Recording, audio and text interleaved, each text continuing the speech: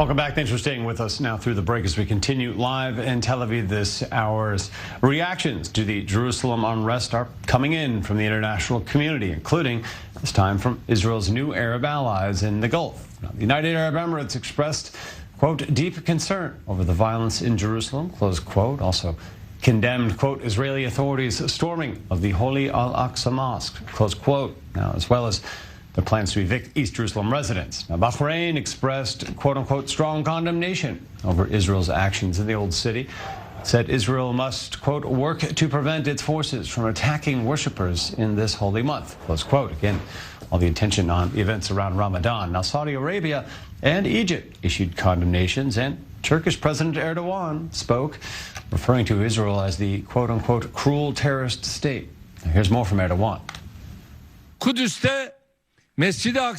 We want the heinous attacks on Al-Aqsa and Muslims in Jerusalem to stop immediately. There are nearly 300 wounded since it started.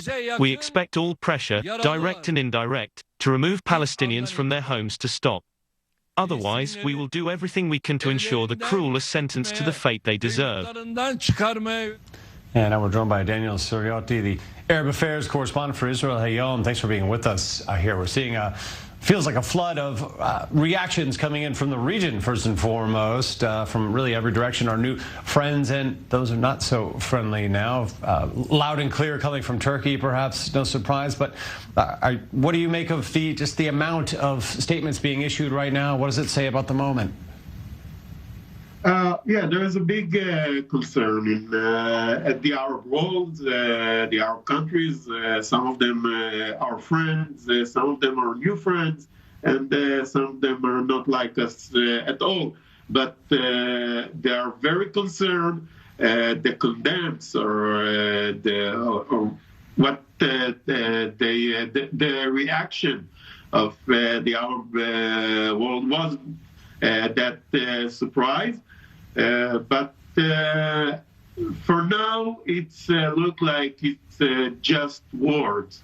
It's not going to affect the relationship between Israel and Jordan or Egypt, that Israel has a peace agreement with them, or it's going to affect the Abraham Accords with the country, with the Gulf countries.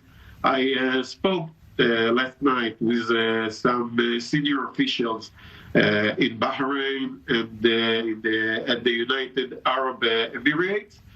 They said what I said earlier. They are very worried about what's going on in Jerusalem. They are very concerned, but it's not going to affect on the relationship between Bahrain, United Arab Emirates, Egypt or Jordan for now. But if it will be, if it will continue and it won't be silence in Jerusalem, we can see reaction that it will be more than words or concerns. Now, nothing new, obviously, to hear condemnations. We see most of the statements coming in focusing on Israel, calling on Israel to take steps to de-escalate, to return calm here. But is there a bit more nuance in those messages coming from some of the new regional friends? As you mentioned, the United Arab Emirates, Bahrain. Is there a sense there's a bit more of a neutral tone than there used to be? Not for now. It's not going to be not for now. They want to see what will go on next few days. We have to remember that we have a very important dates this week. We have Laylat al-Qadr. Of course, this night we have the flag ceremony in Jerusalem, Jerusalem Day, Israel State Jerusalem Day tomorrow. And we have the holiday, Eid al-Fitr, at the end of the week, Wednesday, or it's going to be Thursday. And we have the Nakba at the West Bank, all the ceremonies for the Nakba in the West Bank the next week, the beginning of the next week. So as you can see right now, there are still very diplomatic language.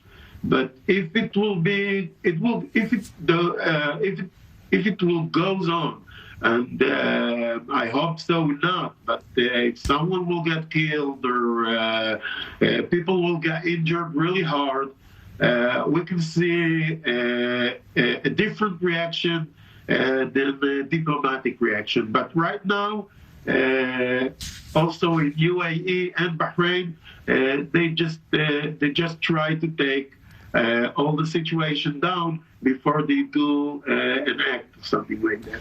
Daniel Suriani, thanks for being with us. No problem. Also reacting to the unrest this week, a press statement was provided from the envoys of the Middle East Quartet from the European Union, Russia, the United States, and the United Nations, closely monitoring the situation in East Jerusalem, as they put it, including in the Old City and Sheikh Jarrah neighborhood. Take a look. We are alarmed by the provocative statements made by some political groups, as well as the launching of rockets and the resumption of incendiary balloons from Gaza towards Israel and attacks on Palestinian farmland in the West Bank. The envoys noted with serious concern the possible evictions of Palestinian families from homes they have lived in for generations in Sheikh Jarrah and Silwan neighborhoods in East Jerusalem, and voice opposition to unilateral actions, which will only escalate the already tense environment.